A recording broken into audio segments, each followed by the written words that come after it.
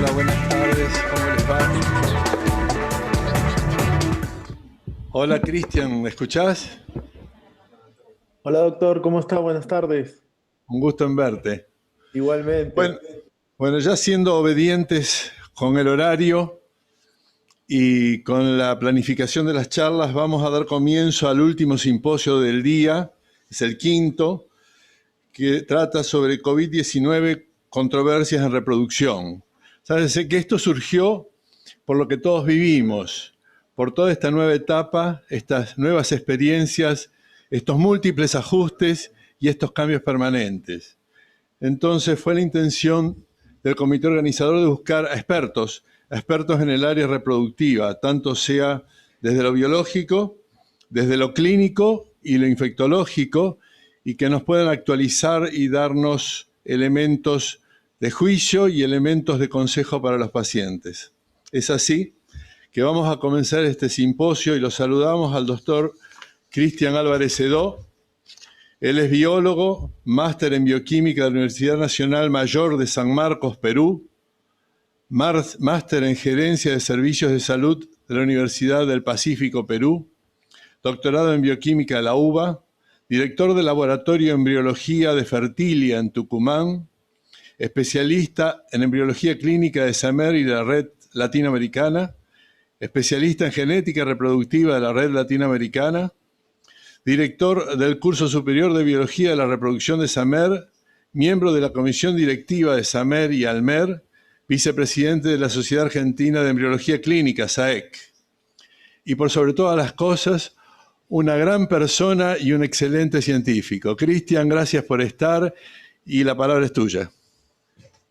Muchísimas gracias, doctor Morente. Ante todo, quiero agradecer a todo el equipo de PROAR por la gentil invitación al comité científico de este destacado evento. Y no hay más que nada que palabras de sincero agradecimiento y aprecio para todo el equipo de PROAR. Bueno, vamos a empezar.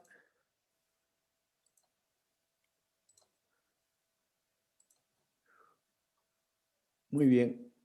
Entonces, la idea del día de hoy, en estos 20 minutos, es hablar sobre donación y criopreservación de gametas en época de COVID, para lo cual considero que es muy importante primero situarlos en un escenario epidemiológico muy breve, de un par de minutos, para poder conocer acerca de lo que vamos a hablar a lo largo del transcurso de esta charla.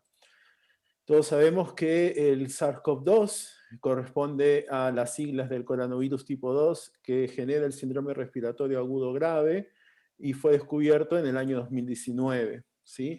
A la fecha, como ustedes saben, esta enfermedad ha inducido aproximadamente una cantidad de 3,5 millones de fallecidos a lo largo del mundo desde el inicio de la pandemia, y siendo la Argentina un país con aproximadamente 75.000 fallecidos producto de esta infección.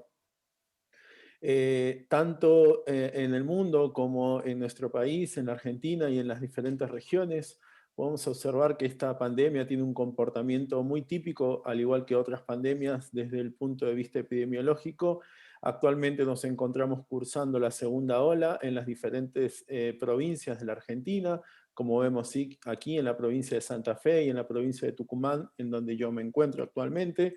Y esto se ve representado lastimosamente de igual manera con los picos que representan los fallecimientos en toda la región de la Argentina y en las provincias específicamente.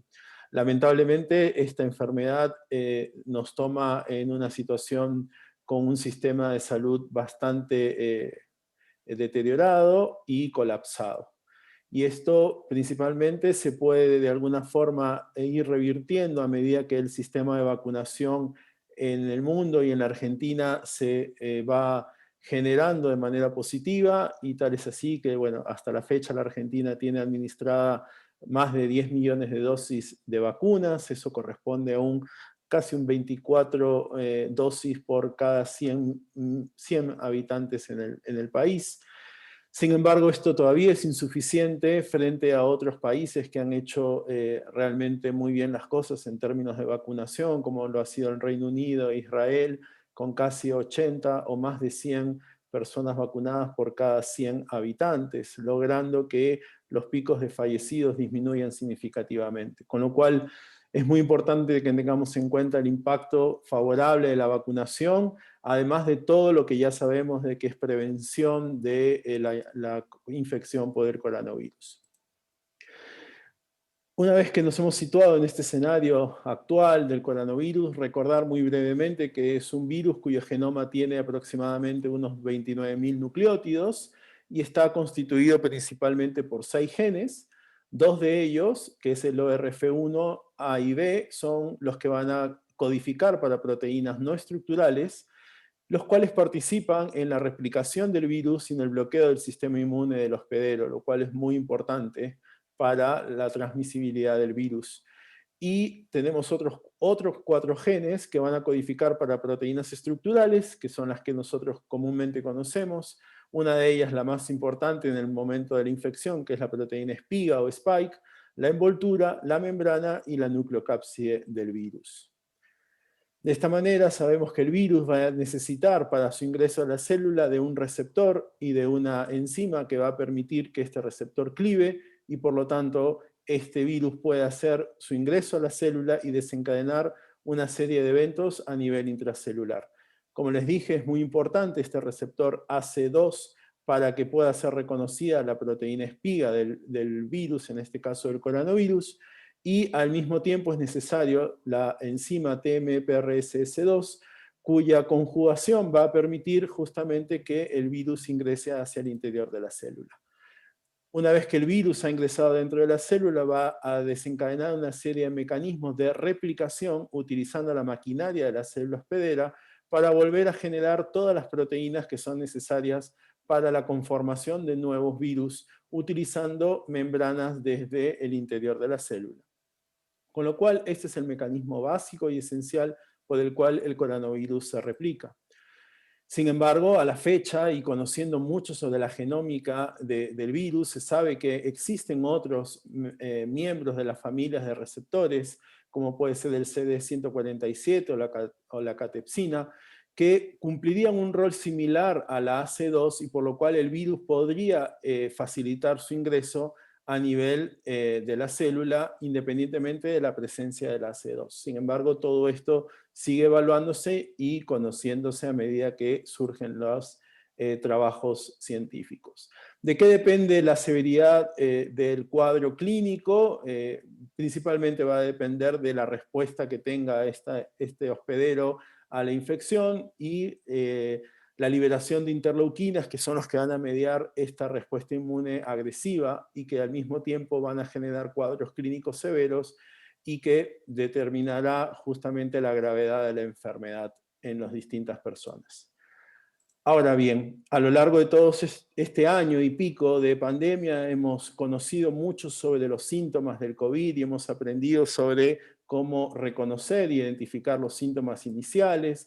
Hemos hablado sobre la distancia social y ese 1,5 metros, 2 metros fundamental para poder estar de alguna manera disminuyendo ese riesgo de contagio. La permanencia del virus en las diferentes superficies, y eso también hemos ido aprendiendo a lo largo del tiempo.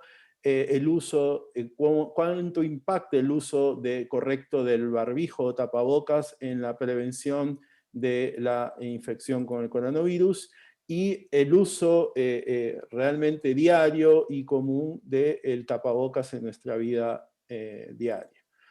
Al mismo tiempo hemos ido aprendiendo de cepas, hemos ido aprendiendo de mutaciones de este virus en los diferentes países y regiones, lo cual hace que esto haga y surjan modificaciones en la infección de este virus y en la gravedad justamente de los procesos inflamatorios principalmente en este virus.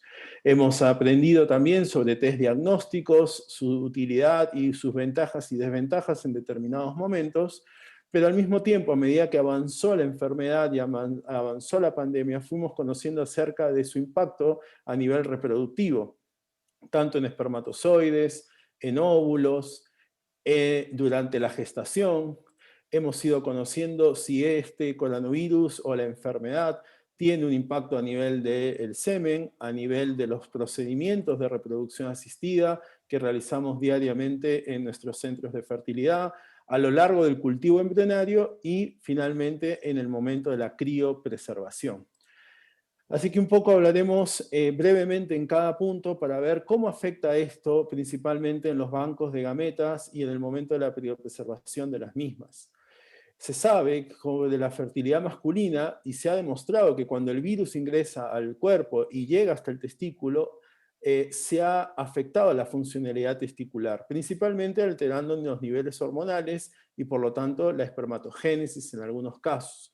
La unión del virus al receptor también implica una respuesta inflamatoria típica que promueve una función de las células de Sertoli y las células de Leydig alteradas. Esto sí se ha demostrado claramente en muchos modelos y en algunos trabajos, como vamos a mostrar posteriormente. Lo que se piensa es que la presencia del virus va a promover una respuesta típica en el sistema inmune, principalmente a nivel de macrófagos, los que van a inducir a una respuesta inflamatoria atípica y aguda en el testículo, produciendo en la mayoría de casos orquitis, y estos procesos inflamatorios graves pueden promover justamente una disrupción de la espermatogénesis normal, afectando principalmente las células de Leydig y las células de Sertoli. En este sentido, se ha demostrado en estudios in silico publicados el año pasado, en donde se intentó demostrar si las células de la línea germinal y celular del testículo tendría la maquinaria para el ingreso de en este caso del virus, a través de su receptor AC2 y de la enzima TMPRSS2, y de aquellas proteínas alternativas que pueden ser importantes para el ingreso del virus. Se demostró justamente que estas células pueden presentar algunos tipos de ellas el receptor AC2 y en otros podemos encontrar la enzima expresada. En ese sentido, lo que se vio en este trabajo publicado por el grupo de Diane Wells fue que, si bien es cierto, había una expresión baja en los distintos tipos celulares de estos dos receptores, no existía coexpresión, lo cual es muy importante al momento de que el virus ingrese a la célula, por lo cual habría la posibilidad de ingreso, pero esta sería baja en el caso existiera. En otro trabajo, contradictoriamente, se publicó que en las células espermatogónicas testiculares sí podría haber una expresión más fuerte, tanto de la AC2 como del TMPRSS2, y sí habría coexpresión, con lo cual, en este sentido, hay trabajos que hablan a favor o en contra de que podría existir la puerta de entrada para el virus al testículo y por lo tanto a todo el sistema de la vía seminal.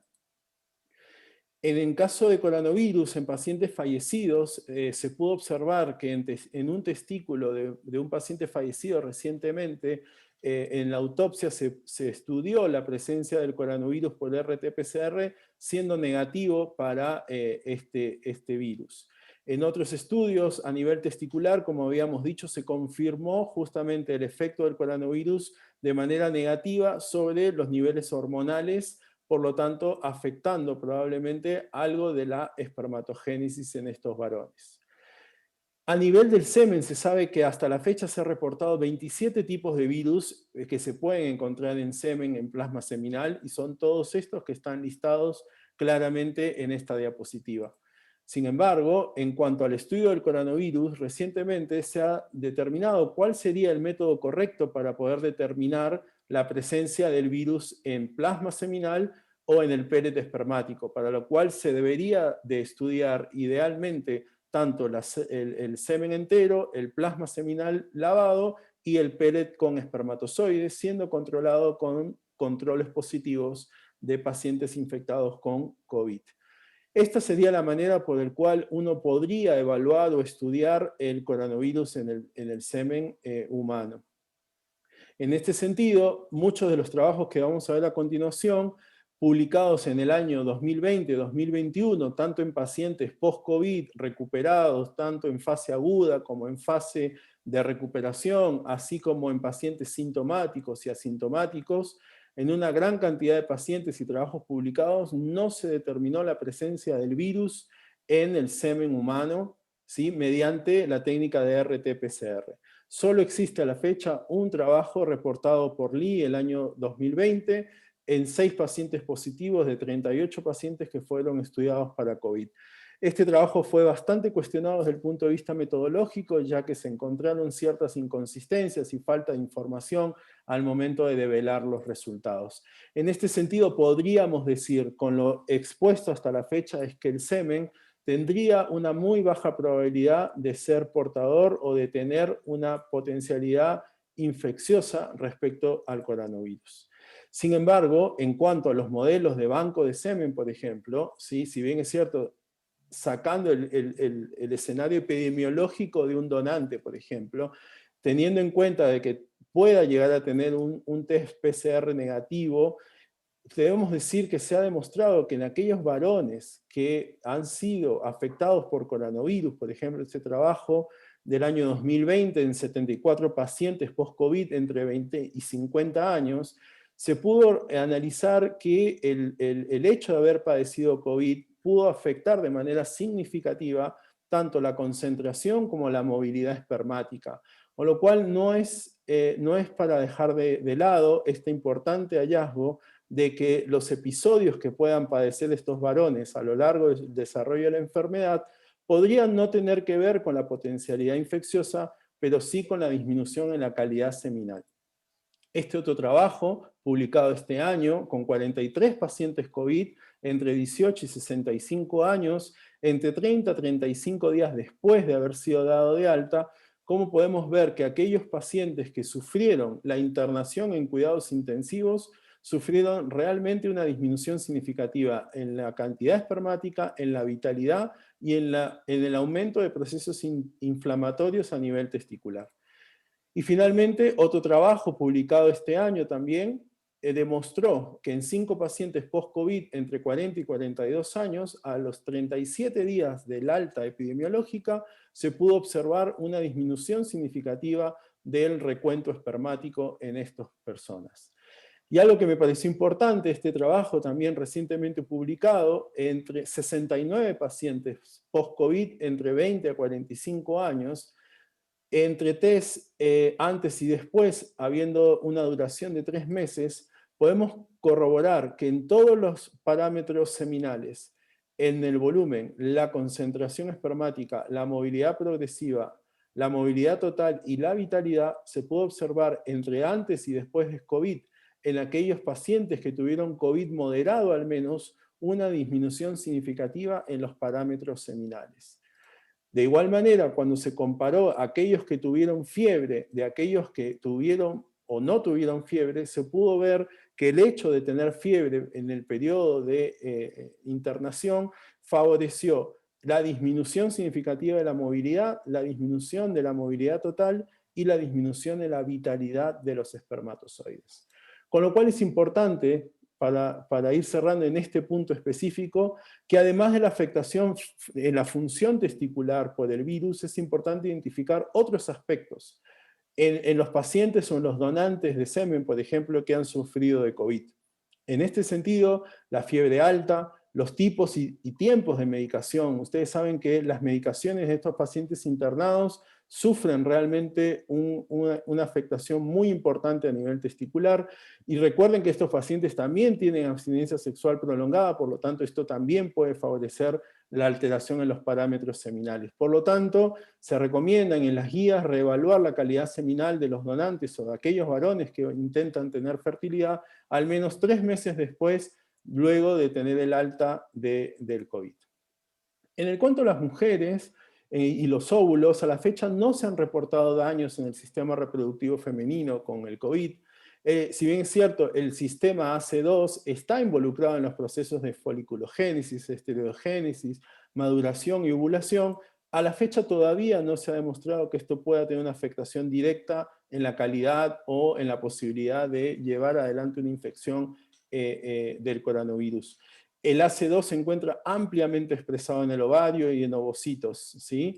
Y esto lo podemos corroborar con este mismo trabajo de Dan Wells, donde hizo la misma metodología, así como en células testiculares, en células del ovario, donde pudieron evaluar que existía coexpresión tanto del receptor AC2 como de la enzima TMPRSS2.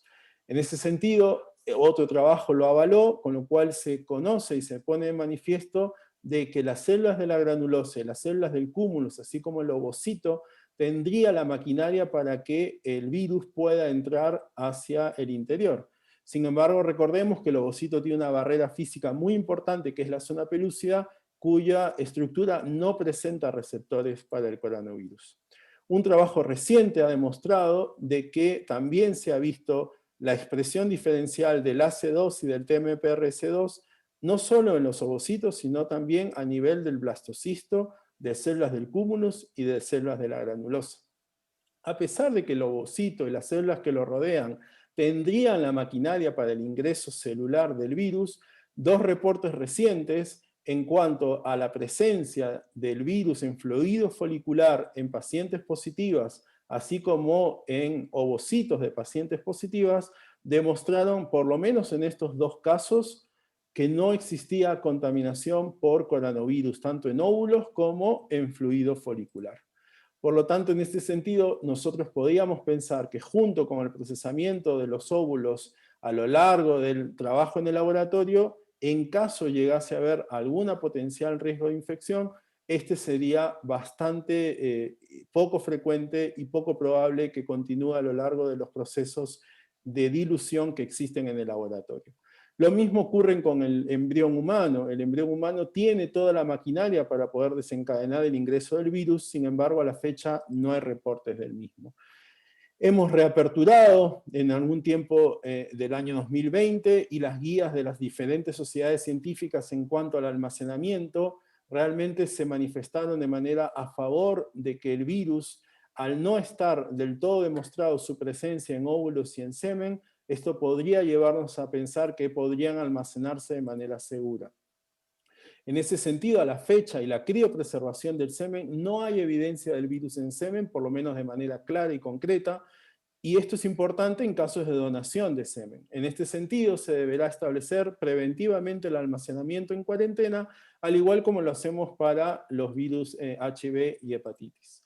También es importante, como les dije, que la preparación del semen se recomienda utilizar los gradientes y el SwimUp como métodos de separación que se utilizan para todas las muestras que tienen alguna sospecha de carga viral. La dilución haciendo estos procedimientos puede llegar a ser de 1 en 10.000, con lo cual realmente se comporta como un método muy seguro. En cuanto a los ovocitos, tener en cuenta, como ya les dije, la protección de la zona pelúcida. No hay receptores para el coronavirus en la zona, y esto también es importante en la evidencia de que no hay virus en ovocitos en pacientes positivas para COVID. Y hay que tener en cuenta este hallazgo en relación a la donación de ovocitos. Tener en cuenta también que al momento del procesamiento de los óvulos y de los lavados, y el handling y la criopreservación de óvulos, la dilución que se puede llegar a tener es de 1 en 1 trillón, con lo cual hace bastante baja la potencialidad de una carga viral existente. Y en caso de embriones, al igual que en ovocitos, tendríamos la misma seguridad. Sin embargo, hay una particularidad en aquellos embriones que han sido biopsiados, ya que se estaría perforando de manera física la barrera que es la zona pelúcida. Sin embargo, se piensa que luego del congelamiento, la descrío y los lavados de dilución harían que cualquier sospecha pueda ser diluida por el mismo proceso. Hay quienes recomiendan la utilización de luz ultravioleta en el nitrógeno líquido. Esto realmente se ha publicado mucho por grupos italianos y han reportado su beneficio para poder eliminar bacterias y hongos en realidad, pero todavía no hay mucha evidencia en relación a su eficiencia con virus. Es así en cuanto a la criopreservación de óvulos, en este sentido, en pacientes justamente de ovocitos y embriones que han tenido hepatitis B, hepatitis C, realmente no se encontró contaminación cruzada, como es el trabajo de Anna Cobo del año 2002. Sin embargo, hay publicaciones italianas de este año del grupo de Parmigiani, quienes nos cuentan y nos dicen que los virus pueden mantenerse a condiciones realmente de almacenamiento de nitrógeno y que tendríamos que tener cuidado durante el almacenamiento tanto de gametas como de embriones. ¿Qué se recomienda? Se recomienda justamente los lavados sucesivos para evitar, cuando hablamos de óvulos y de semen, muchos lavados reiterados que nos permitan diluir al máximo la posibilidad de contaminación. En el caso de los ovocitos, las células del cúmulo se deben retirar por completo, en el caso de Acerixi, en biopsia y vitrificación, seguido de 5 a 10 lavados al menos, ¿no? Tanto gametas como embriones deben de ser pasados por sucesivos lavados. Los embriones biopsiados o que se realizó el hatching, se recomienda usar en algunos casos el modelo de criopreservación cerrada, que recientemente en un paper publicado el mes pasado demostraron que la eficiencia de este método cerrado pareciera no ser menor al método que comúnmente utilizamos en el laboratorio, por lo cual podría ser una alternativa en el caso que queramos asegurarnos el no contacto con el nitrógeno líquido tanto de semen como de ovocitos y embriones.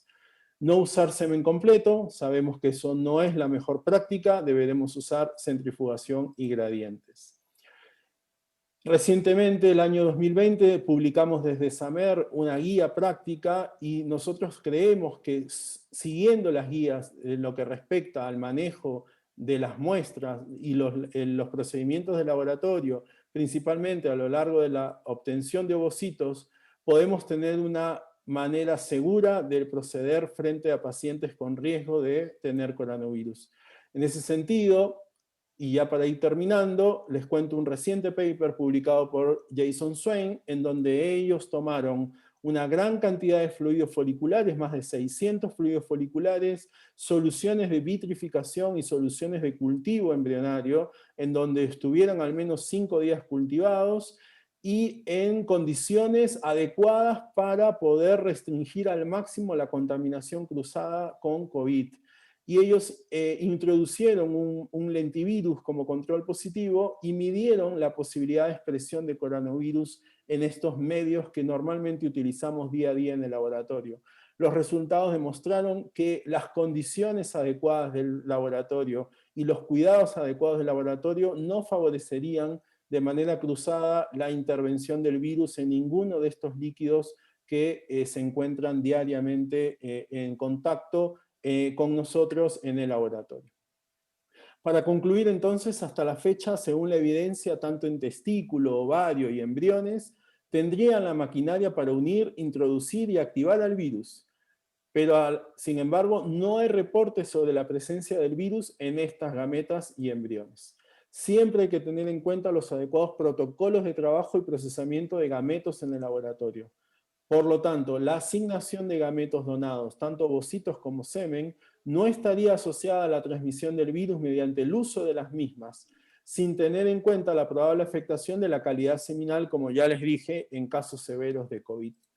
La criopreservación, al igual que los procedimientos de cultivo, provee múltiples pasos de dilución, promoviendo que estos procesos realizados de manera adecuada sean considerados de manera segura. Y el almacenamiento del nitrógeno líquido a la fecha no ha evidenciado casos de contaminación cruzada, por lo tanto deberíamos poder usarlo con tranquilidad. Muchas gracias por su atención. Gracias, Cristian. Y como también mandaron un mensaje en el chat, siempre tus presentaciones son, además de muy claras, muy actualizadas y realmente nos haces pasar por un pantallazo del conocimiento hoy. Así que gracias de nuevo. Gracias. Seguimos este simposio con la doctora María Fernanda Ferrer. Ella es médica, especialista en infectología, pertenece a nuestro grupo de PROAR y es staff de epidemiología y del programa de inmunizaciones de la provincia de Santa Fe. Docente en la Facultad de Medicina de la UAI y está pobre, la tenemos casi contra los palos, llamándole mañana, tarde y noche para consultar las distintas situaciones que los pacientes y los médicos nos aparecen con los contactos frecuentes, directos y demás. Así que María Fernanda, gracias por estar. Ella nos va a hablar sobre la vacunación periconcepcional. Te escuchamos. Bueno, muchas gracias, Carlos. Bueno, la verdad es que es un honor para mí estar acá. Y bueno, les agradezco mucho la invitación. Bueno, les voy a compartir entonces la pantalla. Bueno, la idea era... Ahí está. La idea era que hablemos sobre controversias en reproducción y la visión de las vacunas en la periconcepción referente a COVID-19. Bueno, como seguramente ya estuvieron viendo en el simposio, pero bueno, un poco como para poner en contexto la charla, ustedes saben que el SARS-CoV-2 tiene, bueno, este receptor importante que es el AC2, que tiene algunos targets, especialmente en el alvéolo y en el macrófago alveolar, por eso hay una gran respuesta a nivel pulmonar, produce una respuesta inflamatoria, a expensas obviamente de células T y de interleuquinas, y bueno, toda la cascada inflamatoria, la llamada tormenta inflamatoria que complica a los pacientes. Además, se debe considerar una enfermedad del endotelio, esto es porque produce una endoteliopatía con activación plaquetaria, y esto podría explicar este estado proinflamatorio, que a su vez también se puede traducir en estado protrombótico. La hiperviscosidad también podría ser otro factor. Así que bueno, este es el contexto de este virus que parece tan lindo, y bueno, esta es la traducción de lo más frecuente, que es la neumonía bilateral. Para comprender también el tema de la patogenia, hay que decir que es un virus ARN muy grande, que tiene altas tasas de mutación, y esto es un poco también lo que el compañero previamente hablaba, el colega.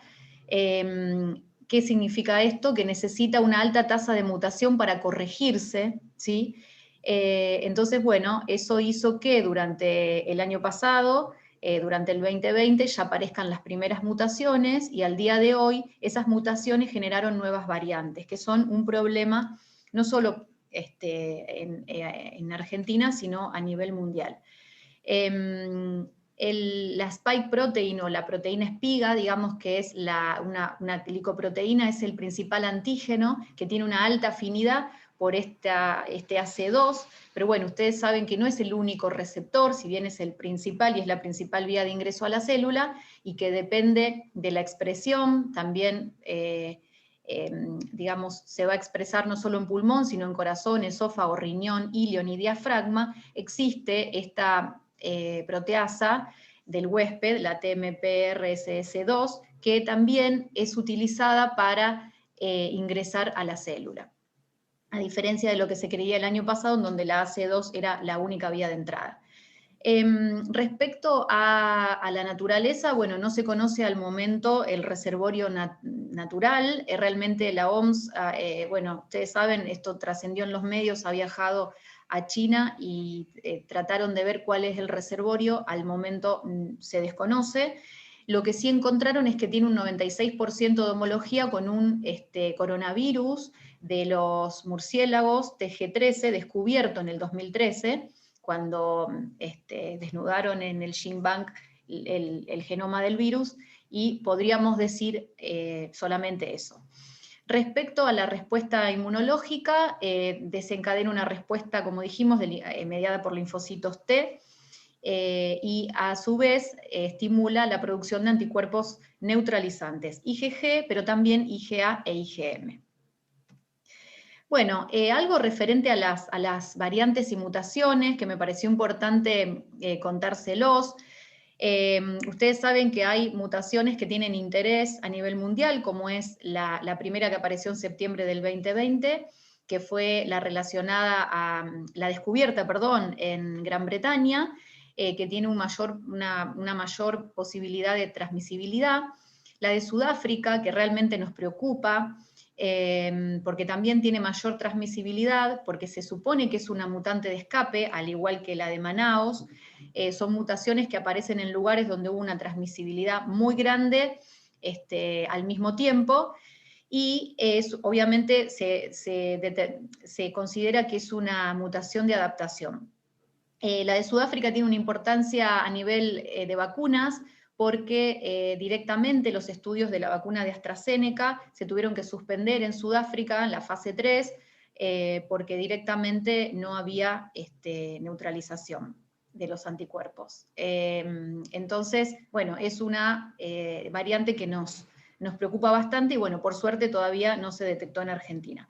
La de Brasil, que en realidad hay varias brasileras, pero la de Brasil, la Manaos, la P1, es una variante muy importante con mayor transmisibilidad y mayor mortalidad, y está habiendo estudios relacionados a la disminución en el poder neutralizante de los anticuerpos de las vacunas Sputnik inclusive.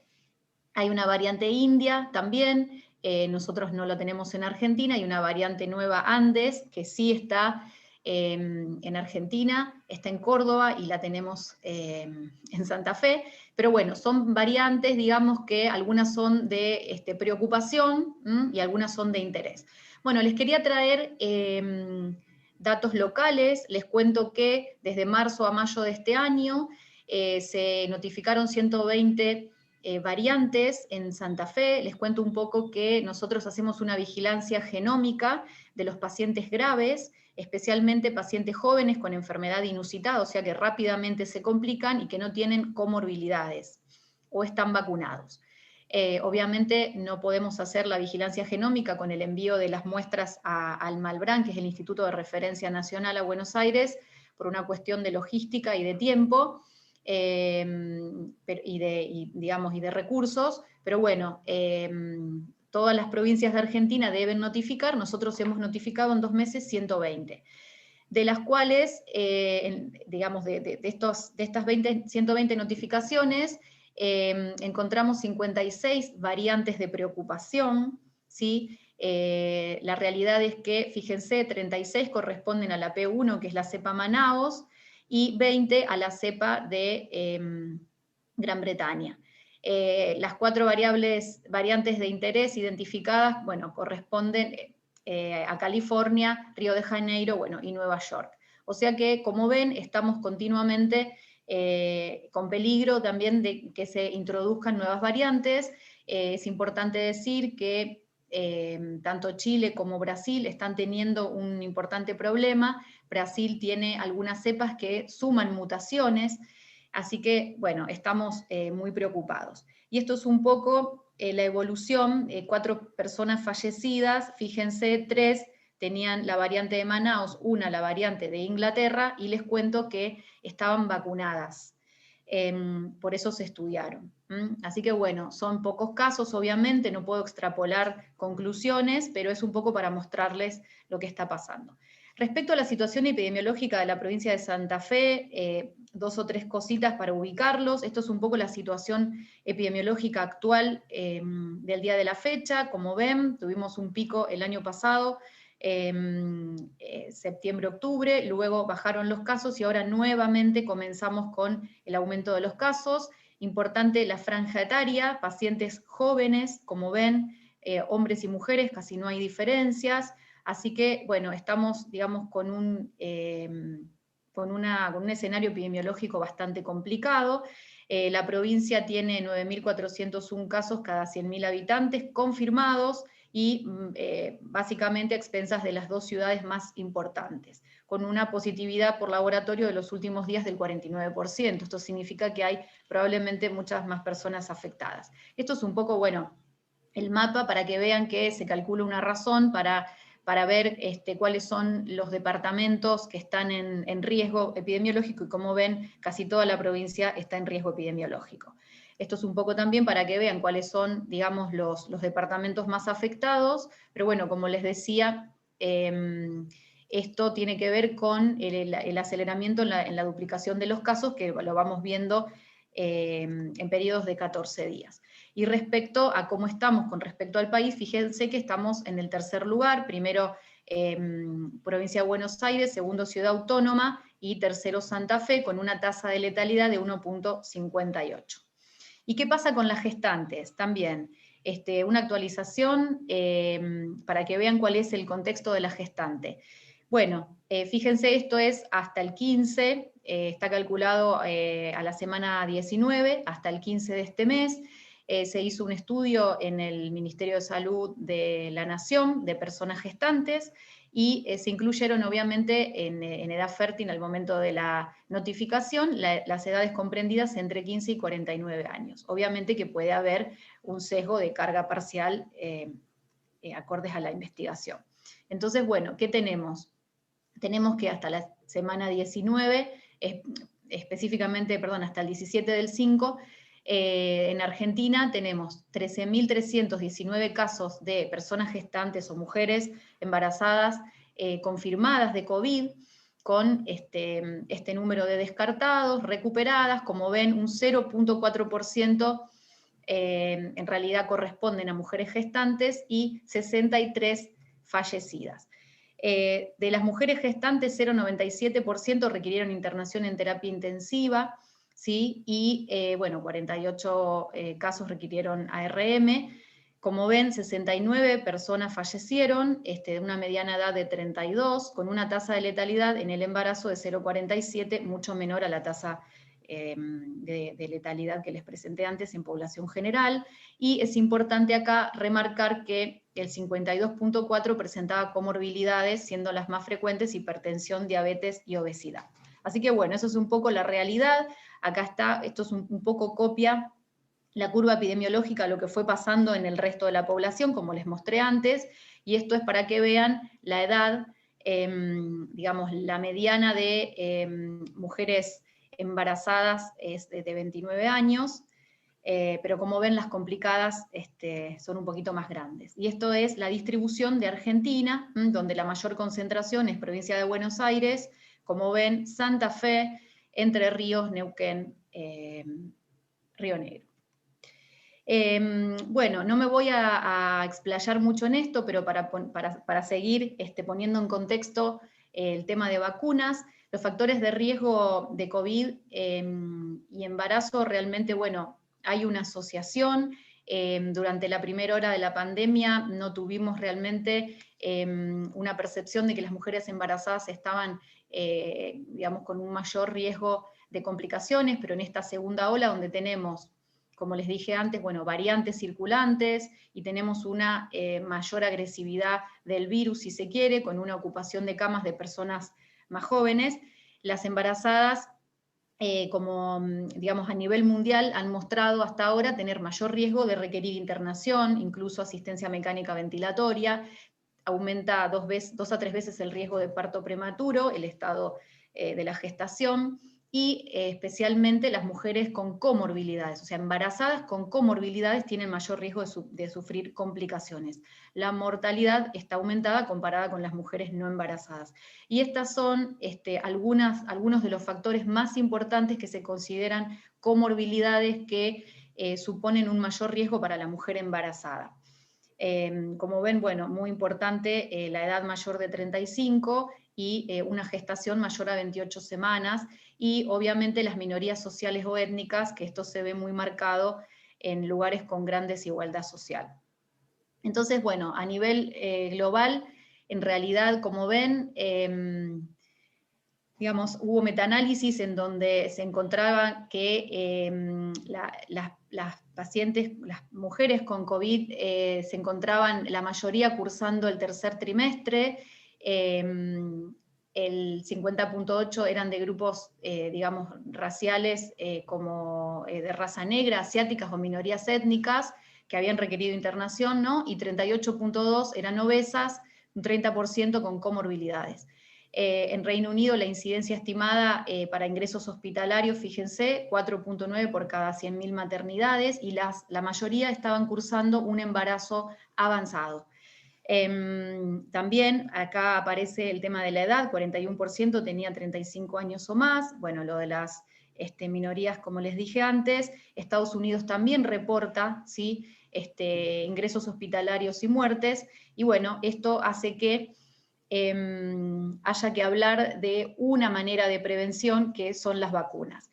Un poco les cuento, hay muchísimas controversias con vacunas en el embarazo, realmente no es un tema muy fácil, y hay escasos estudios, pero bueno, también les voy a contar un poco cuáles son las vacunas que tenemos. Ustedes saben que en el mundo estas son las vacunas que más se utilizan. Tenemos vacunas, digamos, a base de ARN mensajero.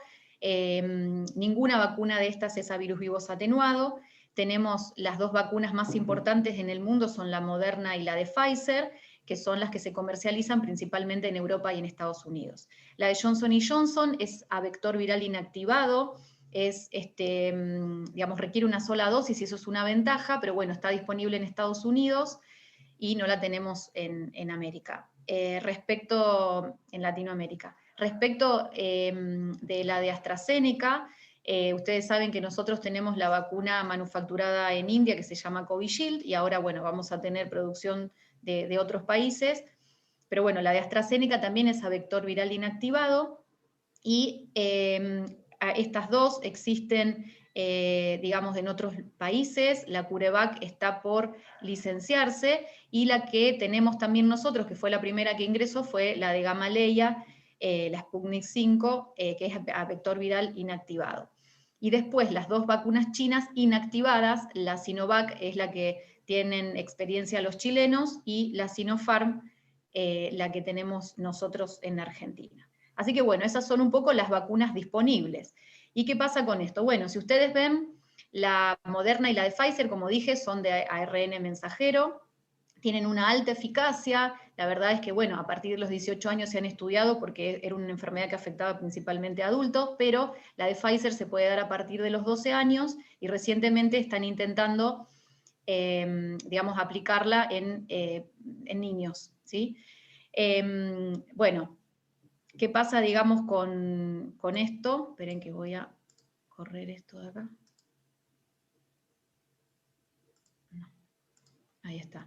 ¿Qué pasa con la de Janssen? Tiene una eficacia del 66%. Hay un warning o una alerta respecto a la trombosis y a la trombocitopenia, que, digamos, si bien es un evento raro, se vio en mujeres luego de la primera dosis y entre 18 a 49 años, así que bueno, esto es una alerta, no tenemos nosotros ese problema porque no está esta vacuna acá, pero bueno, pueden viajar a recibirla a Estados Unidos y bueno, tienen que tener esto en cuenta. Respecto a la de AstraZeneca, también tiene una eficacia muy importante y en realidad hay una contraindicación respecto a la trombosis inducida por heparina o a la trombopenia inmune, y en el síndrome antifosfolipídico hay que evaluar el riesgo-beneficio. No puse, digamos, las contraindicaciones en todas, porque quiero marcar las diferencias. O sea, todas tienen la contraindicación de la alergia o la anafilaxia, ¿sí? Pero bueno, con respecto a la trombosis, ustedes saben que esto fue un evento idiosincrático que se empezó a evaluar, que se empezó a observar, y por ahora algunos países la dejaron de comercializar, pero en realidad, digamos, el alerta tiene que ver con estos antecedentes. La de Gamaleya o la vacuna, como dije antes, de origen ruso, que es la que tenemos nosotros disponible también, tiene, digamos, es a vector viral inactivado, tiene un 0% de seroconversión, tiene una eficacia en mayores de 60 años de casi 92%, que eso, bueno, se estudió después, y gracias a eso pudimos aplicarla en esta población. Y la recomendación argentina es evitar el embarazo dentro de las 4 semanas posteriores a la vacunación. La de Sinopharm, que es inactivada, se homologaría a la vacuna de la gripe, también tiene una eficacia un poquito menor, como ven ustedes, y sí o sí, siempre después de la segunda dosis. No está recomendado dar una sola dosis, todas fueron probadas con 2 dosis, pero en esta incluso no es, digamos, adecuado postergar la segunda dosis. Ustedes saben que gracias a que la Organización Mundial de la Salud, en el contexto de una falta de vacunas a nivel mundial, pudo autorizar a que se prioricen las primeras dosis, se han postergado las segundas dosis de muchas vacunas. Bueno, en el caso de Sinopharm, como realmente la eficacia es la más baja del resto, sí o sí se debe completar el esquema a los 30 días. Bueno, y como ven, en realidad, lo puse acá, embarazo y lactancia es una precaución para todas estas vacunas. Desde el punto de vista de la seguridad, bueno, hay que entender un poco, como dije antes, digamos, de qué se tratan. Las de ARN mensajero serían las de mayor seguridad.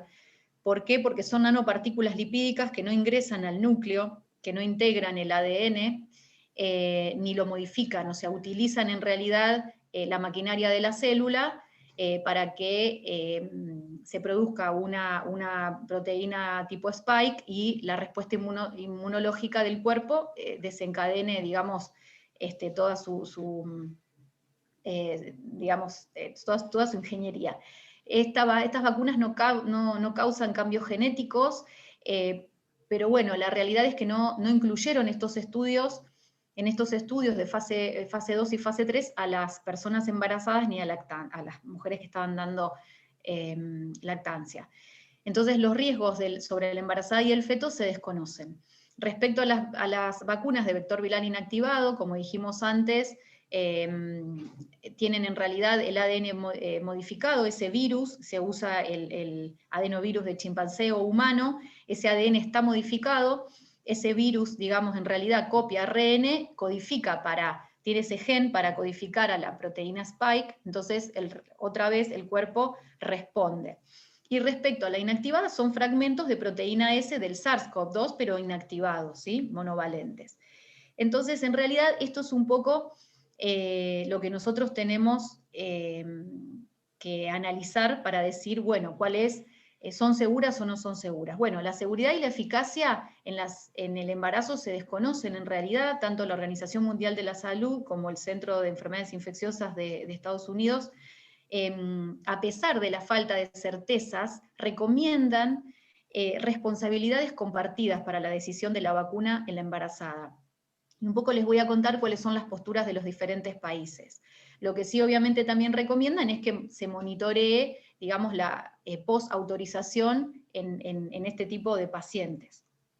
Entonces, bueno, se hicieron estudios, digamos, son obviamente o retrospectivos o prospectivos, pero bueno, luego ya de incluirlas a las embarazadas dentro de la población a vacunar, se hicieron grandes estudios. Hay un estudio muy grande que es interesante, si lo quieren leer, de la New England, publicado recientemente, en donde utilizan las vacunas en realidad a ARN, y ellos evalúan dos tipos de farmacovigilancia. Una farmacovigilancia activa y una pasiva. O sea, en la activa van a llamar específicamente a las mujeres que dijeron que estaban embarazadas y recibieron la vacuna, y en la pasiva esperan que el paciente reporte algún evento adverso. Entonces, bueno, tiene como dos partes el trabajo, incluyó muchas pacientes, como ven. En realidad evaluaron en todas estas pacientes, fíjense, muy pocos efectos adversos, 46 abortos, y en cuanto a reactogenicidad, menos del 1% había referido fiebre mayor a 38 grados luego de la primera dosis, y un 8% luego de la segunda. En el sistema activo, digamos, encontraron 3.558 embarazadas. La mayoría había sido personal de salud. Esto no nos llama la atención porque esta vacuna no está, digamos, recomendada en todos los países para toda la población general, digamos, para las embarazadas todas, sino aquellas que tienen factores de riesgo por una actividad de riesgo, ¿sí? Por eso el 94% en este caso eran personal de salud. Y bueno, 827 llegaron al fin del embarazo, y como ven, la mayoría nacidos vivos, solo un 12.6% de aborto, no hubo malformaciones ni alteraciones genéticas. Este es un estudio bastante grande, en donde, bueno, se podría hablar de seguridad. Esto es un estudio muy pequeño, en donde, bueno, se hizo en Israel, para medir los anticuerpos que han tenido las madres en suero y en cordón después de la vacuna. También se utilizó la vacuna de Pfizer, o sea, de ARN mensajero, midieron los anticuerpos anti-spike, IgG, y los anti-RBD del cordón y la madre, que es un receptor importante, y bueno, siempre con 2 dosis, ¿no?, de Pfizer. La mediana de edad fue 32, la edad gestacional media fue de 39 semanas, y el 100% de las pacientes desarrolló IgG en suero materno y en sangre del cordón. Así que bueno, son algunos de los estudios, hay pocos, pero bueno, son los estudios que un poco tienen de referencia las diferentes sociedades científicas. Respecto a la fertilidad, bueno, el colega que previamente habló bastante sobre este efecto, pero en realidad no hay evidencia de afectación en la fertilidad en hombres y mujeres. En cuanto a vacunas de COVID, ninguna de las vacunas disponibles es a virus vivos atenuado y contraindica un tratamiento de fertilidad. Obviamente que voy a tener que evaluar si la persona que quiere hacer el tratamiento de fertilidad pertenece a una población de riesgo, y lo ideal sería vacunarla antes de iniciarlo. Y luego de la vacuna, esto es la Sociedad Británica de Fertilidad, habla de esperar 7 días al menos para el procedimiento por la posibilidad de eventos adversos como la fiebre, mialgias, etc. Y lo mismo para donación de gametos. Esto es una postura de la Sociedad de Fertilidad Británica. Ellos hablan de que no amerita retrasar la dosis, pero que es ideal de todas maneras esperar luego de la semana 13. Y las vacunas que no han reportado problemas de seguridad o que más se han estudiado son Pfizer y Moderna. Lo aclaro porque, bueno, como ven, son las que más experiencia en el mundo tienen, en cambio nosotros tenemos otras vacunas. Esto es un poco para que vean también, claro. Esto es a nivel de Santa Fe, las vacunas que se han colocado. Fíjense, nosotros tenemos disponibles para primeras dosis estas 3 que nombré antes, y para segunda dosis, en realidad dice 0 porque no es Covishield, sino es AstraZeneca, no manufacturada en India. Bueno, respecto a los eventos adversos, para decirles que hemos tenido eventos adversos muy leves, si bien no están medidos en embarazo. Como ven, mialgia, fiebres y cefalea. Sí. Hola, Fer, si pudieras ir redondeando.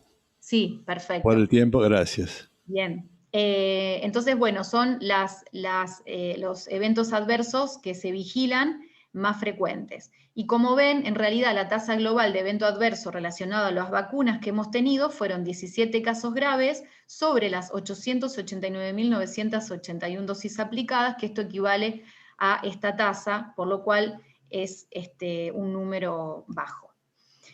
¿Cuál es la postura de España respecto a la vacunación en este tipo de pacientes? Bueno, en realidad plantean lo mismo, y que no hay estudios, y ellos hablan de esperar 14 días entre el tratamiento y la vacunación. Estados Unidos y Gran Bretaña en realidad son mucho más abiertos, y ellos, como les dije antes, un poco los puse juntos porque tienen más o menos la misma postura. Ellos hablan de que la decisión de la vacunación en la embarazada debe ser una decisión compartida entre el paciente y el médico, debe haber una consejería, ¿sí? Obviamente que si la mujer embarazada decide vacunarse, tiene que ser seguida. Y una postura diferente a nosotros es la chilena. Ellos tienen, bueno, como ven acá, un total de gestantes de 2.5 que han requerido terapia intensiva, con 5 fallecidas, o sea, tienen menos que nosotros. Y el Comité Asesor de Vacunas tomó una postura con respecto a vacunar embarazadas que no pudieran hacer teletrabajo, que cumplan funciones en educación en ámbitos de salud de riesgo, pero esperar el primer trimestre del embarazo, si no pone en riesgo la salud. Entonces ellos lo que hablan es vacunar a las embarazadas, ¿sí? A las embarazadas, y además priorizar por actividad, a diferencia de lo que les voy a contar después de nosotros. Entonces, sobre todo, muestran que estas son las comorbilidades y las funciones laborales, como dije, que exponen mayor riesgo. Entonces, para ellos las recomendaciones son sobre vacunas a ARN mensajero, y recomiendan vacunar con la vacuna de Pfizer y luego de la semana 13. Y entonces, bueno, para cerrar un poco, cuáles son las recomendaciones en Argentina, y son las recomendaciones que utilizamos nosotros acá. Ante la falta de estudios, en realidad aún los expertos, y luego de la última reunión, esto es una comunicación telefónica que tuve, con miembros de la CONAIN, que es la Comisión Nacional de Inmunizaciones, que obviamente asesora al Ministerio de Salud de la Nación, todavía Argentina habla de diferir la vacuna en el embarazo un mes, ¿sí? Lo mismo para esperar a, digamos, lograr el embarazo, por lo cual una paciente que esté en tratamiento de fertilidad debiera o completar la vacunación antes del tratamiento de fertilidad, o por lo menos desde la primera dosis esperar un mes. Con esa segunda dosis evaluaremos riesgo-beneficio, exposición. Si la paciente tiene una gran exposición laboral, porque es personal de salud, policía y o además tiene factores de riesgo, podríamos hablar de colocar una segunda dosis. Argentina no es clara con respecto a las semanas de gestación, pero como ven, ya hay varios países que hablan de, digamos, colocar la segunda dosis o vacunar luego del primer trimestre. Entonces, ¿cuál es la recomendación? Es, bueno, dispensar a la embarazada, evitar que esté expuesta ante el riesgo, monitorear activamente y obviamente continuar, digamos, las recomendaciones, no solamente es a punto de partida de vacuna, sino distanciamiento social, lavado de manos, etc. Muchas gracias, Fernanda, muy clara en tu exposición y realmente también muy práctica con los consejos para el consultorio. Y ahora el tercer expositor es el doctor Joaquín Bermejo, médico infectólogo, jefe de la Unidad de Enfermedades Infecciosas del Hospital Español de Rosario, miembro de Fundasei, miembro de la Sociedad Española de Enfermedades Infecciosas y Microbiología Clínica, miembro de la Subcomisión de Antimicrobianos de la Sociedad Argentina de Microbiología. Joaquín, agradecemos mucho tu participación y él nos va a hablar sobre los riesgos materno-fetales por COVID. Adelante, adelante.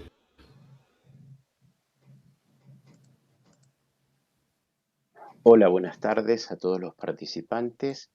Agradezco la invitación a los organizadores a participar en este quinto simposio sobre controversias en reproducción. Me toca a mí específicamente abordar el tema de los riesgos materno-fetales en este escenario de la pandemia por el COVID-19. La agenda de los próximos 20 minutos pasará por estos 5 puntos. Inicialmente vamos a hacer algunas consideraciones generales a modo de introducción y luego ya metiéndonos en tema vamos a ver cómo el COVID puede afectar el curso del embarazo, viceversa, cómo el embarazo podría afectar el curso de la enfermedad por este coronavirus, luego si existe la transmisión vertical y por último un espacio para las conclusiones. Creo que pocas veces hemos asistido a un fenómeno como el que estamos viendo actualmente, donde información de publicaciones de hace nada más que un año atrás ya se desactualizan. La información científica respecto del COVID ha crecido exponencialmente y sufre una remodelación constante, lo que nos obliga a estar muy atento a lo último porque podríamos cometer errores de manejo de pacientes si así no lo hiciéramos. También creo que es crucial hacer esta advertencia. Todas las publicaciones que revisan esta interacción del SARS-CoV-2 con el embarazo podrían sufrir modificaciones o sesgos, mejor dicho, en función de múltiples factores. Algunos de estos factores tienen que ver con el virus, como las variantes virales dominantes en una determinada región, y otras con la epidemiología, como cuál es la epidemiología local del sitio del que proviene la publicación, cuidado con el momento evolutivo que ese sitio está transitando respecto de la pandemia y la posibilidad de acceso a inmunización de la población. Y por el otro lado, hay factores que están directamente vinculados con el paciente, en este caso con la paciente y el mismo embarazo, que tienen que ver con la edad gestacional, la coexistencia de otras complicaciones obstétricas y, claro, factores de riesgo no obstétricos, pero sí claramente asociados con diferentes formas clínicas y evoluciones variadas del COVID. Parece conveniente también aclarar algunos de los aspectos vinculados a los cambios anatómicos y fisiológicos, así como a la adaptación del sistema inmune y hormonal durante el embarazo, porque estos podrían tener implicancias tanto en la vulnerabilidad de la mujer al COVID como en las formas de presentación y en la severidad del mismo. El sistema inmune en la mujer embarazada está modulado y se adapta porque necesita evitar que haya cualquier agresión a una vida que está creciendo dentro del vientre de la madre. Ahora, esa adaptación podría afectar la respuesta al virus SARS-CoV-2, pero también a las vacunas que puedan aplicarse a una mujer. El aparato respiratorio sufre cambios anatómicos, cambios funcionales, hay restricción de la excursión diafragmática, hay reducción de la capacidad pulmonar total y dificultad para el manejo de las secreciones respiratorias, lo que hace a la mujer gestante más susceptible a las infecciones respiratorias severas. Por otra parte, sabemos que el embarazo en sí mismo es un estado de hipercoagulabilidad por aumento de la producción de trombinas y por incremento de la inflamación vascular. Y hemos aprendido que los eventos trombóticos son frecuentes en el desarrollo de la enfermedad por el SARS-CoV-2. Por lo tanto, si sumamos estas dos condiciones, podría ser que la mujer embarazada tenga un aumento del riesgo de eventos tromboembólicos con las consecuencias imaginables. En relación a la función endotelial, hemos aprendido también que el sustrato anatómico del síndrome de distrés respiratorio es la disfunción endotelial, que esto lleva a la falla respiratoria, y algunas condiciones que podrían observarse en algunas embarazadas, como por ejemplo la preeclampsia, que también presenta disfunción endotelial, podrían agravar el escenario y el pronóstico de una paciente.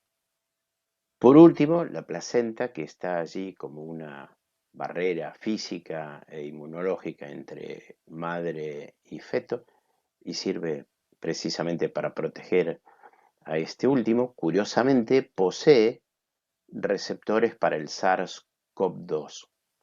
Y lo curioso es que estos receptores no, no están presentes de manera uniforme a lo largo de todo el embarazo, sino que tienen una expresión mucho más rica al principio del embarazo y luego va atenuándose hasta que cerca del término prácticamente son inexistentes.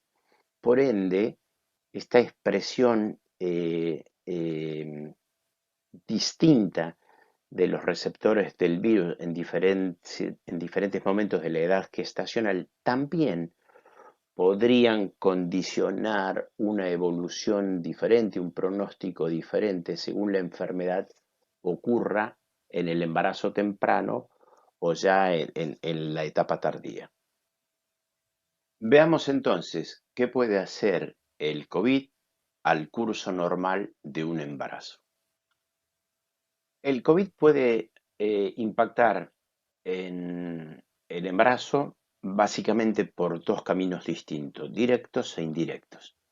Los directos serían que pudiera interferir con el implante del embrión, con el crecimiento y con el desarrollo, que pudiese condicionar la forma en la que uno se ve obligado a finalizar el parto y desde luego en la salud de nada menos que del neonato.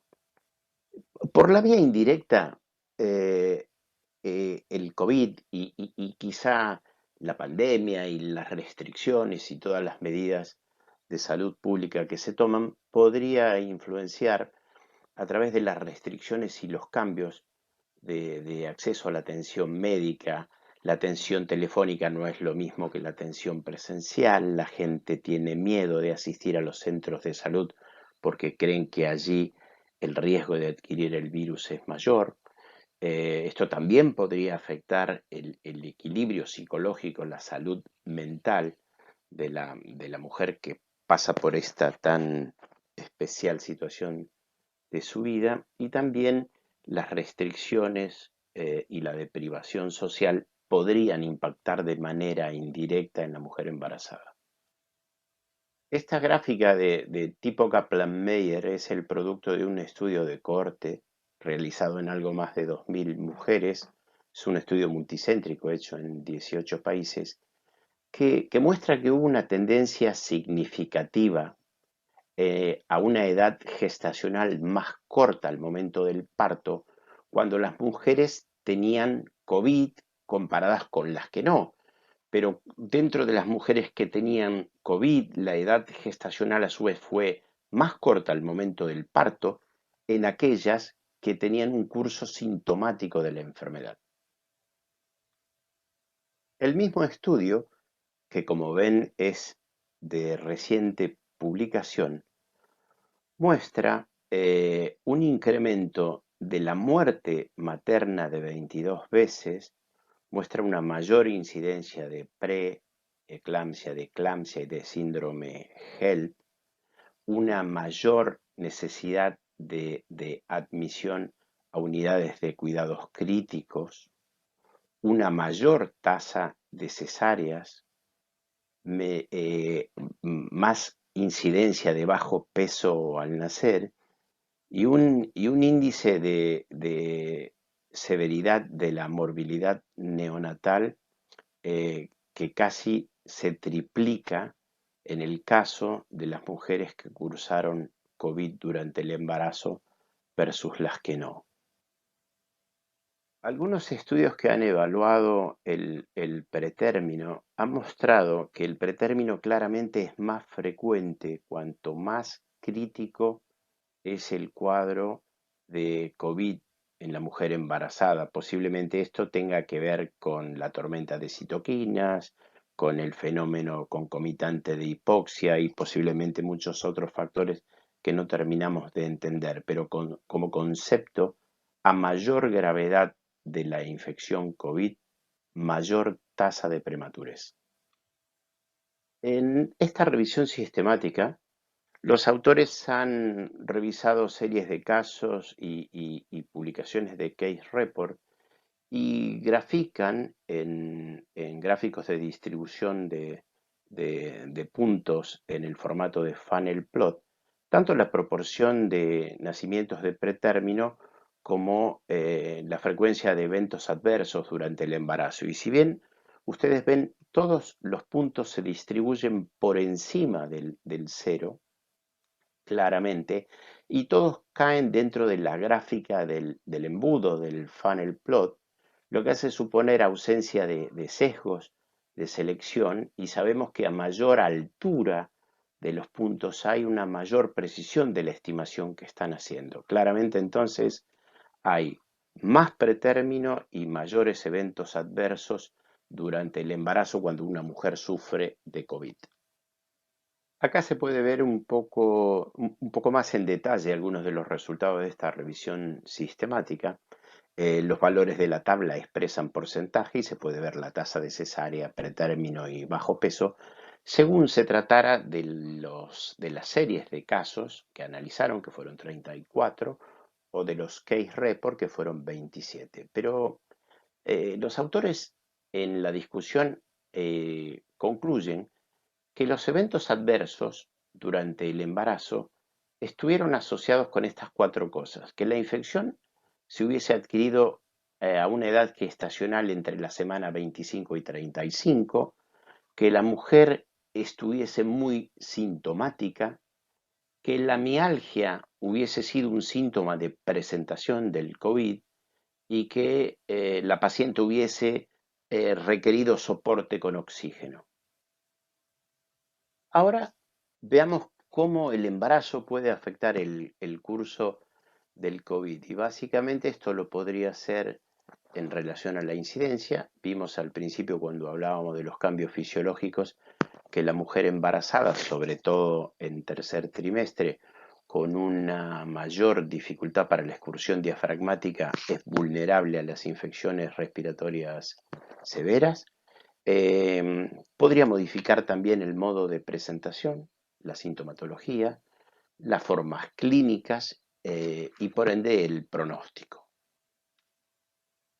Posiblemente estos datos publicados en el MMWR del CDC tengan una contundencia que pocos puedan igualar por el número de observaciones que reúnen.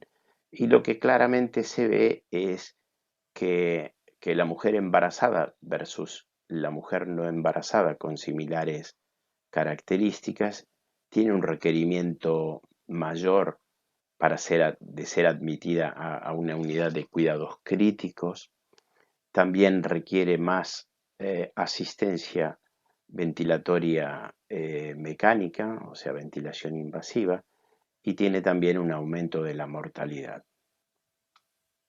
Algunos autores argumentan que la edad gestacional podría condicionar la forma clínica del COVID, viendo que en edad gestacional avanzada, fundamentalmente en el tercer trimestre, las formas clínicas graves o críticas son más frecuentes. Y aquí vemos la comparación de datos de dos estudios que comentan la distribución de las formas leve, grave y crítica de COVID durante la totalidad del embarazo, y el otro, el de Crovetto, de Francesca Crovetto, que específicamente hace foco en lo que es la distribución de las formas clínicas durante el tercer trimestre.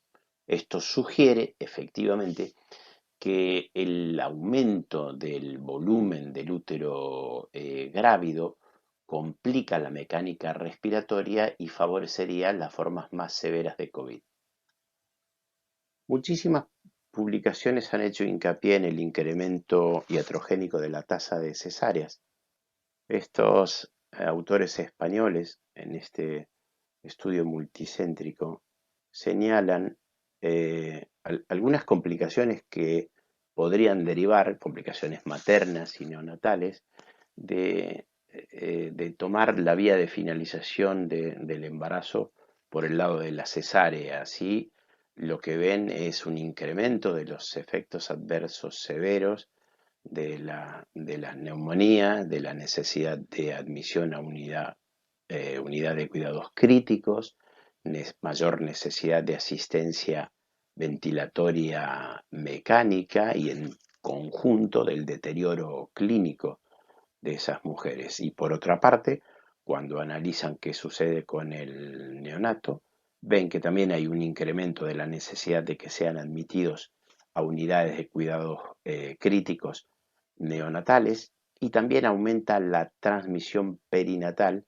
y hacemos hincapié en que solo son los casos confirmados de transmisión perinatal. Por ende, no parece que la cesárea favorezca en absoluto a la mujer que está cursando un COVID. ¿Qué podemos decir respecto de la transmisión vertical del SARS-CoV-2? Bueno, creo que conviene empezar recordando que infección materna no significa infección placentaria, y que infección placentaria no significa transmisión vertical. La otra condición es que conocemos que la viremia es un prerequisito para la transmisión transplacentaria del virus. Y hemos aprendido en COVID que la mayor severidad, los cuadros clínicos más severos, están vinculados a una mayor carga viral sanguínea, y que a su vez eso condiciona una mayor detección placentaria del virus. Por lo tanto, es esperable que a mayor severidad, mayor posibilidad de transmisión transplacentaria. Las tasas de transmisión materno-fetal son variables, desde publicaciones que no evidencian transmisión hasta publicaciones que tienen tasas de 12%, como vemos acá. Creo que si uno mirara las del año 2021 y promediara, vería que parece ser que hay un poco más de evidencia en la bibliografía reciente de transmisión materno-fetal que en las del primer año de publicaciones.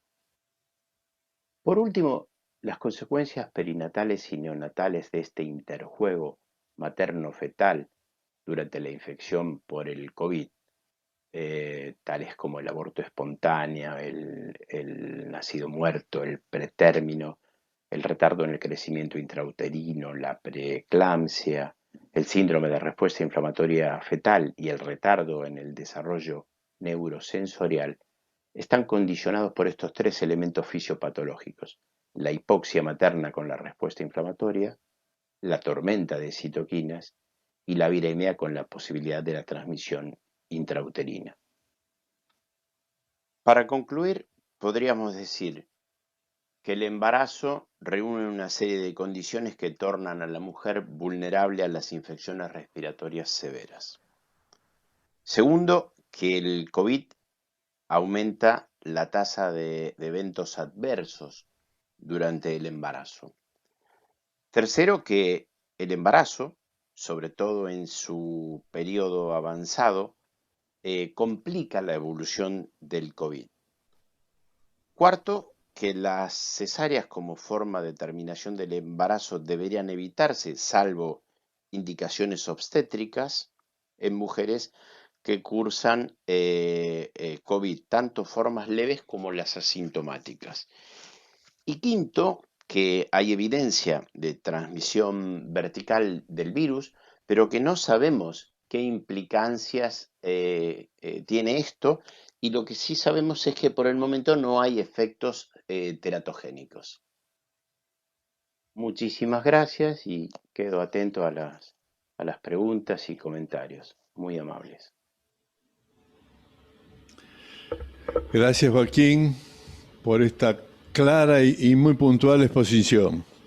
Bueno, y ahora llega el momento de la discusión y queremos invitar al doctor Diego Iglesias y al doctor José Curán que se unan a nosotros. Gracias por estar ambos. Y bueno, arrancamos con las preguntas. Diego, estás muteado.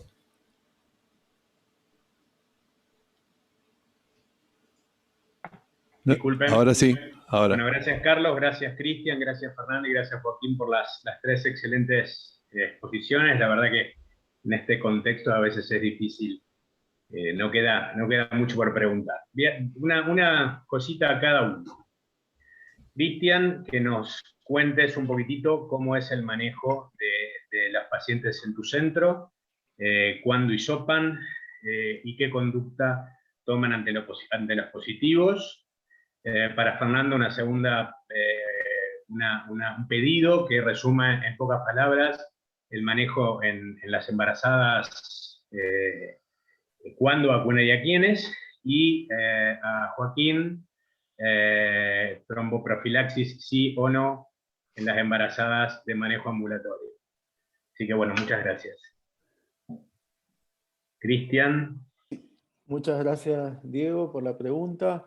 Sí, bueno, en nuestro centro nosotros a partir del incremento de casos en Tucumán, ¿no? Y como ustedes saben, lo que ocurría en Buenos Aires no ocurría necesariamente en Tucumán, mientras que en Tucumán todavía el incremento significativo de los casos se dio a partir del mes de septiembre de manera muy, muy importante.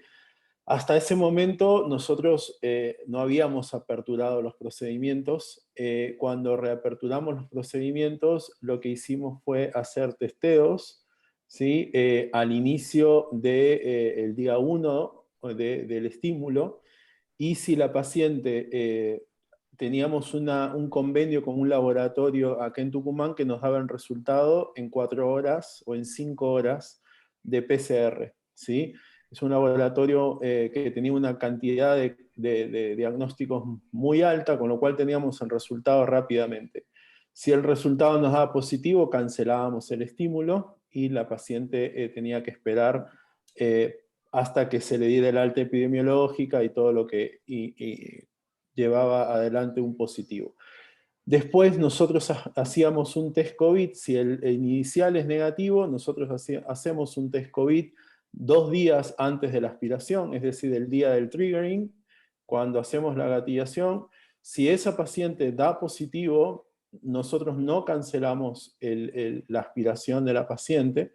Lo que procedemos es hacer la aspiración con todos los cuidados que sabemos. bueno, está obviamente todo un protocolo instaurado para proceder en casos de hacer una aspiración en pacientes positivos para COVID. Lo que sí hacemos es cancelar la transferencia, ¿sí?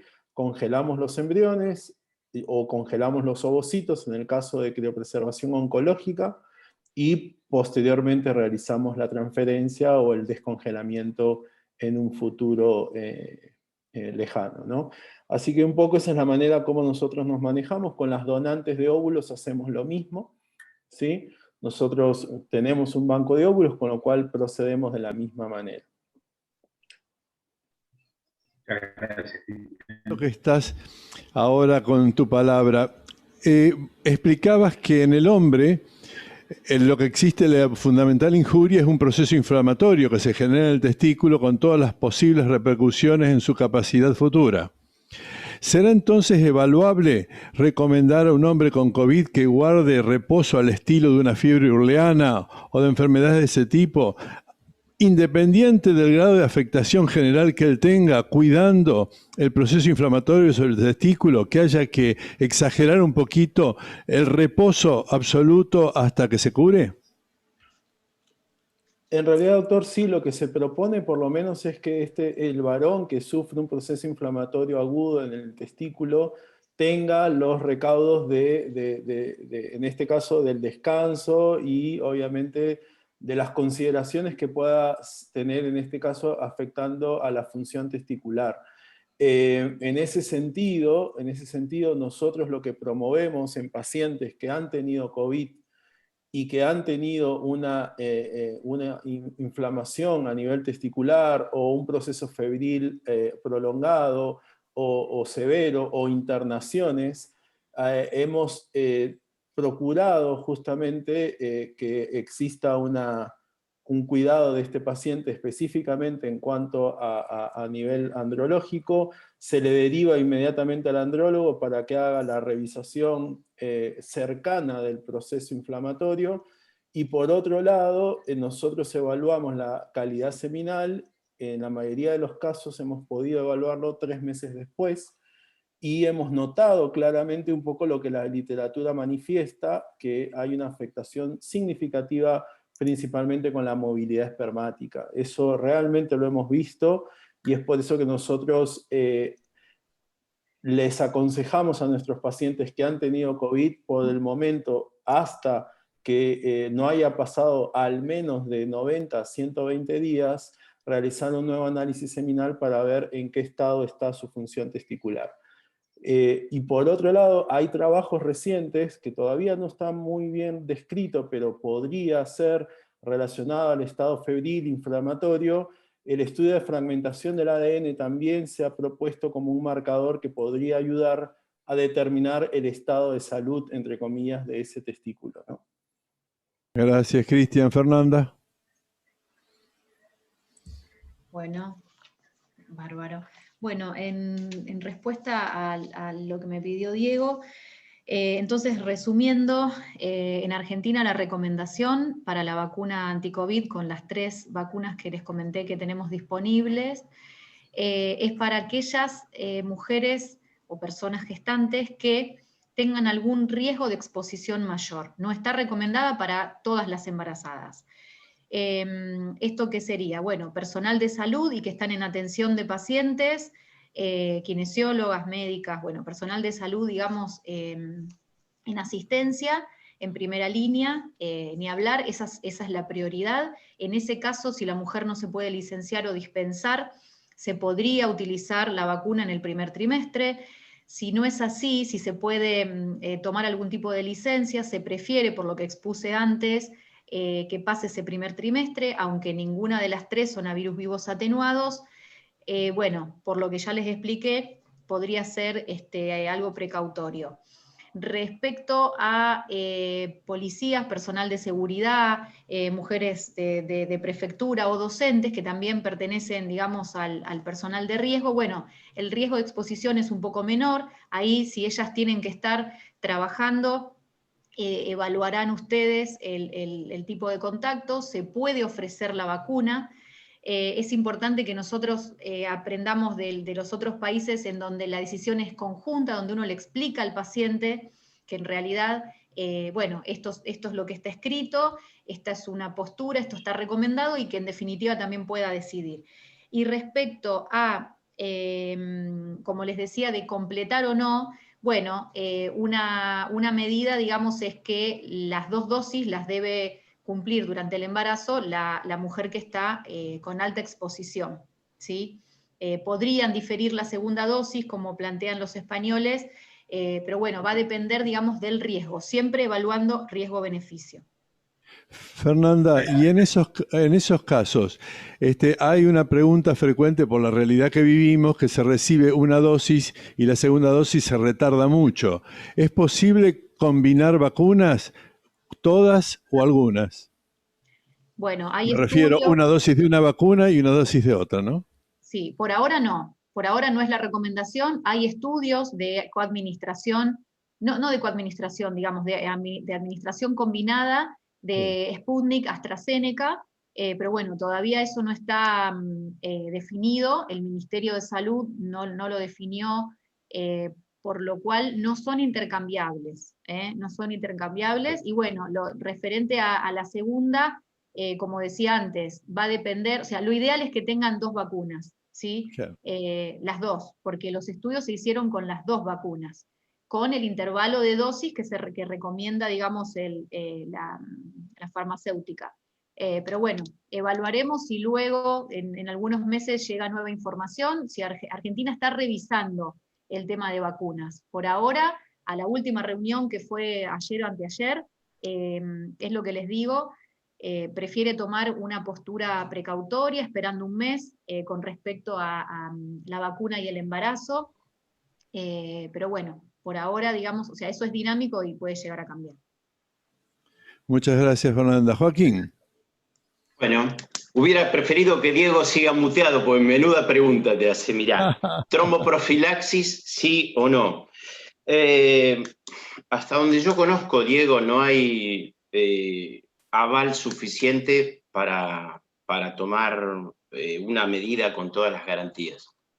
En lo individual, yo creo que uno debe poner en los platos de riesgos y beneficios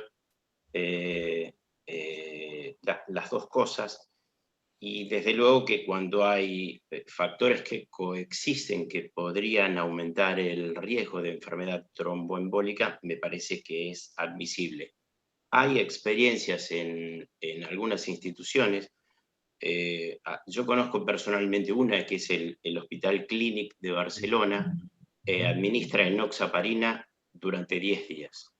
Pero claro, la verdad que no sé si esto uno lo podría generalizar, lo podría proponer masivamente. Creo que, como en otros aspectos de la atención médica, quizá convenga individualizarlo. Perfecto, Joaquín. Mi pregunta iba un poco, las guías del Clinic son unas guías que nosotros los obstetras leemos frecuentemente, y me sorprendió esa recomendación de los 10 días de tromboprofilaxis a la paciente ambulatoria. Por eso me interesaba tu opinión al respecto. Gracias. Gracias, Joaquín. Gracias, Diego. José, tu turno. Bueno, 2 preguntas con respecto a la vacunación. Una de ellas es si es segura la vacunación en la lactancia, porque hemos hablado del embarazo, pero la lactancia no, y es muy frecuente en el consultorio la paciente que terminó su embarazo y llega en pleno periodo de lactancia desesperada por vacunarse. Y la otra es, nosotros sabemos que en el embarazo hay 2 vacunas de uso obligatorio, la triple bacteriana celular y la vacuna antigripal. Si deben tener alguna separación de tiempo y cuánto es ese tiempo para poder aplicarse la vacuna del COVID-19. Perfecto. Y la otra pregunta es un poquito, bueno, relacionado con lo que hablaba Diego recién y el doctor Bermejo, es el riesgo en los puerperios, el riesgo de trombosis, si el estado puerperal es una situación especial en la cual debemos plantear también el tema de la tromboprofilaxis, ¿no es cierto? Y eso lo había sacado un poco de lo que había dicho Diego, de lo que sugería el clínico. Empezamos con Fernanda, la primera parte. Bien. Bueno, respecto, José, a lo que es lactancia, sí, en algunas diapositivas también me refería a lactancia porque, bueno, vos sabés que no son vacunas a virus vivos atenuados, con lo cual no hay viremia y no habría virus vivo en la leche materna. Lo mismo pasa, no hay estudios en lactancia, pero no habría ningún tipo de problemas. Así que en realidad, si bien en Argentina figura la lactancia como una precaución, evaluando el riesgo-beneficio, si la mujer está expuesta, puede durante la lactancia vacunarse. Respecto a la otra pregunta que me hiciste, bueno, no hay estudios de coadministración, o sea, de administración simultánea con otras vacunas. Por eso Argentina tomó una postura de separarla por 14 días, la vacuna anti-COVID, de cualquier otra vacuna. De todas maneras, en Estados Unidos, en el CDC, ya están hablando de administrarla con otras vacunas. Por lo que expliqué antes, en realidad porque si bien no hay estudios, desde el punto de vista, digamos, de cómo están conformadas, vos sabés que en realidad las únicas que interactúan entre sí son las virales atenuadas, que se deben dar juntas o luego de 4 semanas, y puede haber alguna interferencia si vos empezás, por ejemplo, con una vacuna antineumocóxica y querés colocar otra, ¿sí? Pero fuera de eso, en realidad, las inactivadas o el resto de las vacunas no tienen un problema de coadministración. Pero bueno, hasta que no se hacen los estudios, no se permiten. Nosotros tenemos un problema, por ejemplo, con fiebre hemorrágica argentina, que como no hay estudios, la tenemos que separar sí o sí 30 días de cualquier otra vacuna. Entonces, respecto a lo que es una urgencia, por ejemplo, un accidente rábico, un accidente con probable riesgo tetanígeno, y vos recibiste la vacuna anti-COVID, podés, obviamente, ahí el riesgo supera, el beneficio supera el mínimo riesgo, podés administrar, digamos, la vacuna o el toxoide, ¿sí? En ese caso. Respecto a la embarazada, te diría lo mismo, o sea, a ver, no hay estudios, con lo cual vos debés esperar 14 días, y me parece que no es una urgencia, porque tenés casi todo el embarazo, ¿no? Con la antigripal en cualquier trimestre y con la otra luego a la semana 20. Gracias. Y Joaquín, el puerperio y la profilaxis. Bueno, ahí te puedo responder con más debilidad que antes, porque sinceramente de ahí sí que no he visto absolutamente nada. No conozco que haya alguna recomendación específica, insisto, a modo de generalización, a no ser de que situaciones especiales en los antecedentes y factores de riesgo concomitantes de la mujer lo justifiquen. Pero no conozco que haya aval para generalizar esta propuesta. Aquí hay una pregunta del auditorio al doctor Bermejo que dice, ¿cuáles serían las causas o las razones para la peor evolución en la cesárea? Bueno, yo creo que si bien es un abordaje pequeño y pélvico, cualquier intervención quirúrgica en abdomen y pelvis empeora la mecánica respiratoria. De hecho, vemos muy frecuentemente complicaciones como las atelectasias. La excursión diafragmática ya se ve comprometida. Todo lo que es la relajación de los ligamentos de la parrilla costal no se recuperan inmediatamente, que ese es otro factor que altera la mecánica respiratoria en la mujer embarazada. Yo creo que es el solo hecho de la intervención quirúrgica abdominopelviana complica la mecánica respiratoria. Gracias. Bueno, acá el comité organizador me está tirando de las orejas diciendo que ya hemos pasado el tiempo y realmente creo que la probabilidad de discutir cosas con un panel de la calidad de ustedes sería muy prolongada. Así que les agradezco muchísimo la presencia Y bueno, a todos los oyentes, mañana empezaremos a las 9 de la mañana en punto con el simposio número 6. Así que muchísimas gracias y hasta mañana. Chau, Muchas chau. gracias. Gracias a ustedes. Hasta luego.